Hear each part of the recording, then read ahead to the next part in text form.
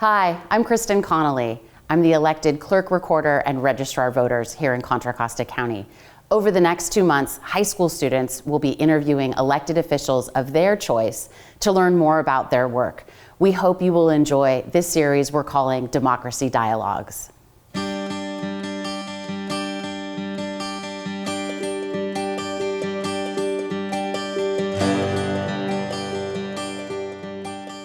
Welcome. My name is Charlie Walters. I am a recently graduated senior at Northgate High School, and I will be attending George Washington University next year.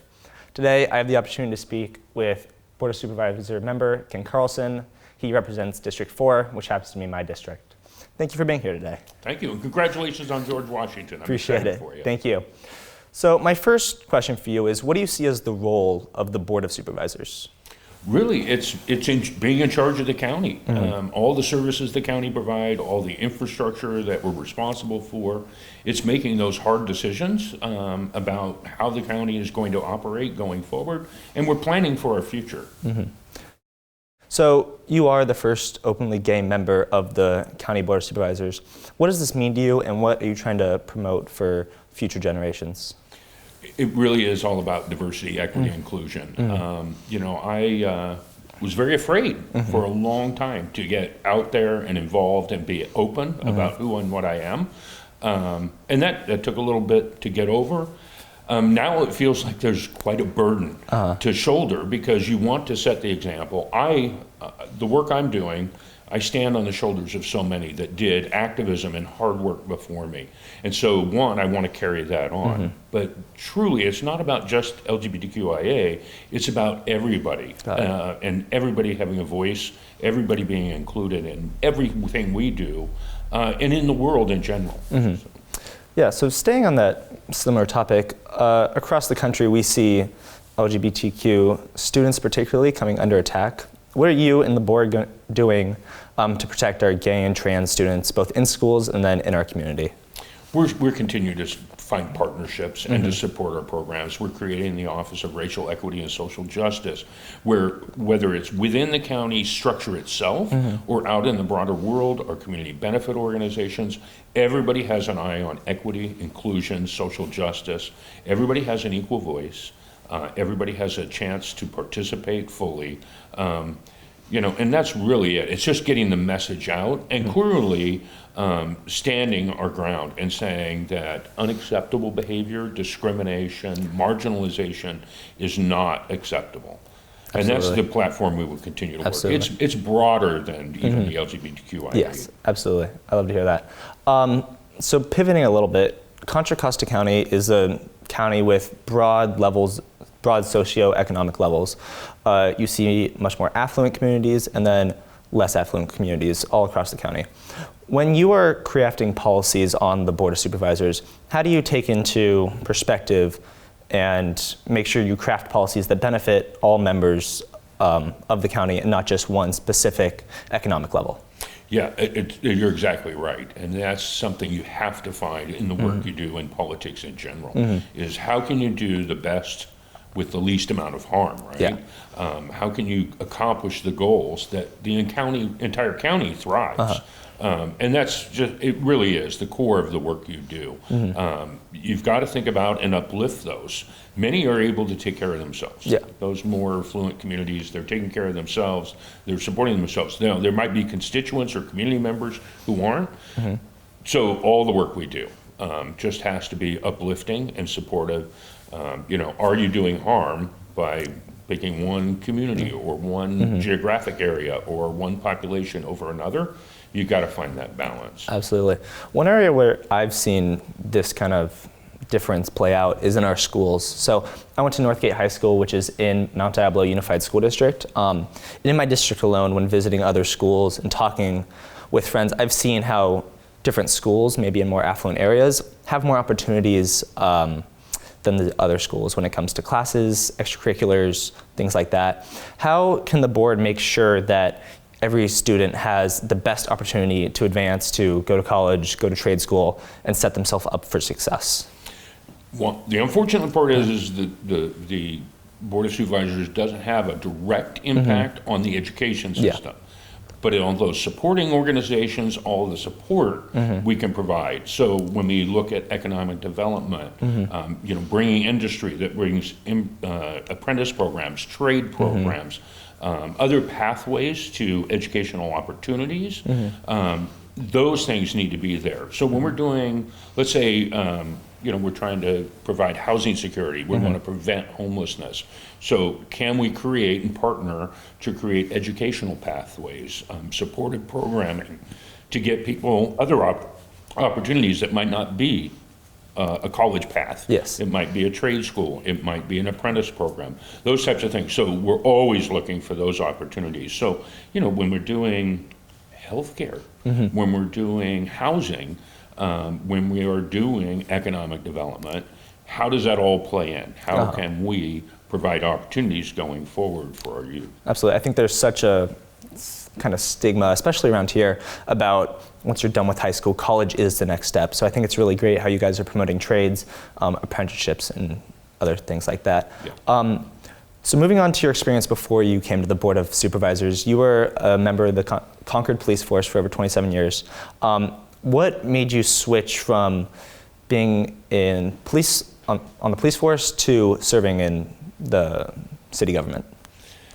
Well, it started for me as a very young toddler. My grandfather was a county supervisor here in Contra Costa County, so I've been kind of on the campaign trail, as part of his campaign, as a small child.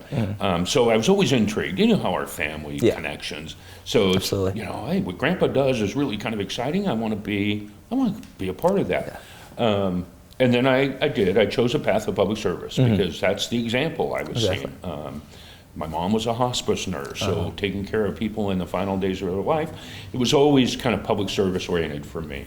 Law enforcement just kind of fell into my lap in the sense of that would be my best way to serve. Within that, being a city employee, it's very important to be politically engaged. As an employee, you want to have the right decision makers supporting you. So I got active in politics through my labor group.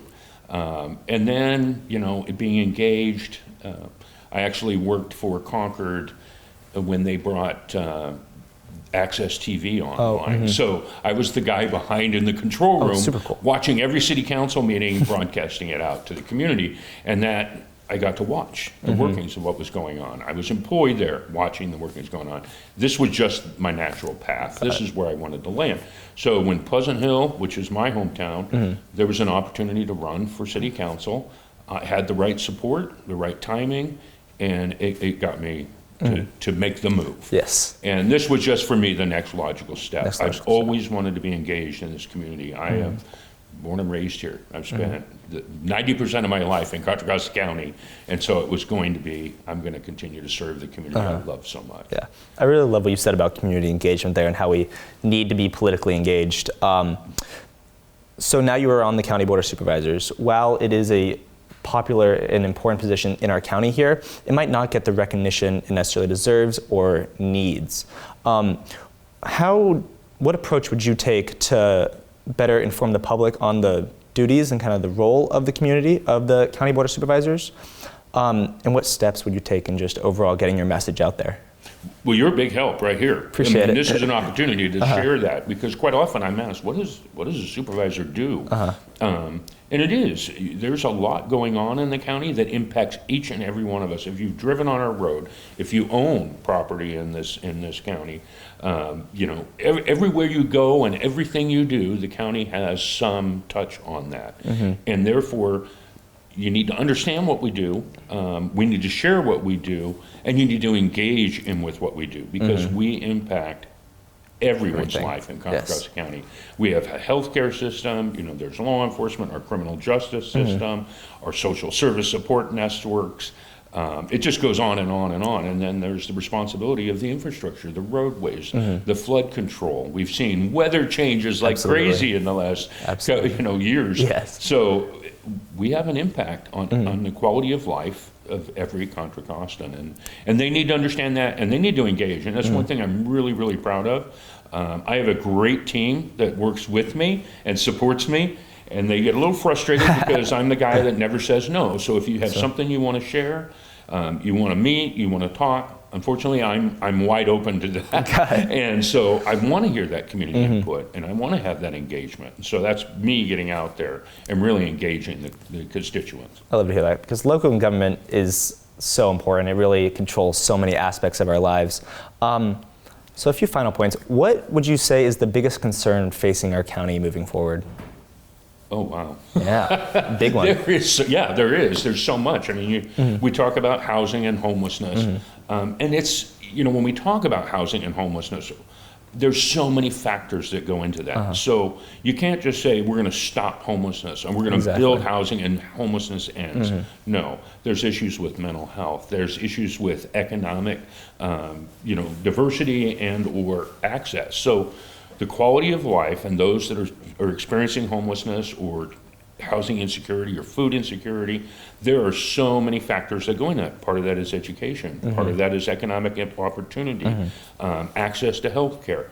So it's really a broad umbrella to address, but the priority is yes, we need to address homelessness. We need to prevent homelessness. And I think we're on a successful path, but it's having that broader view that if we can address social and economic disparities, we can close the gap. Absolutely, love to see that. So last one, how do you maintain your county responsibilities while also prioritizing your district and the members specifically in your district? Yeah, that's hard because I do represent a district within the county.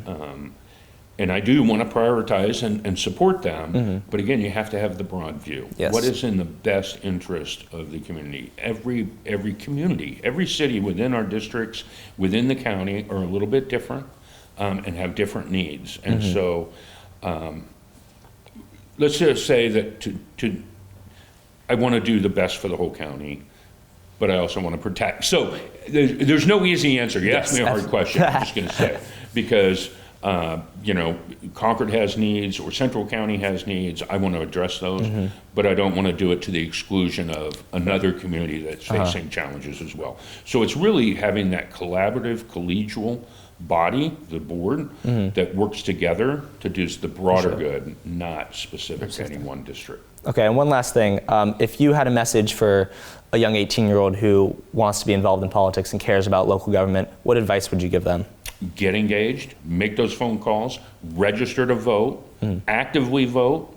Talk to your elected leaders. There's nothing they want to do more than to reach out and share the word and drive interest and drive, the support for building a better world that we live in.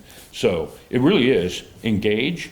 And if you don't know where to go, make those calls, reach out to people, reach out to your local leaders, reach out to your city council members, your mayors, your supervisor, your school boards. All of them are really eager to uplift our youth and get them engaged. Appreciate it. Well, I would like to say thank you to Supervisor Ken Carlson for this opportunity. I would love to speak again. Awesome. Thank you.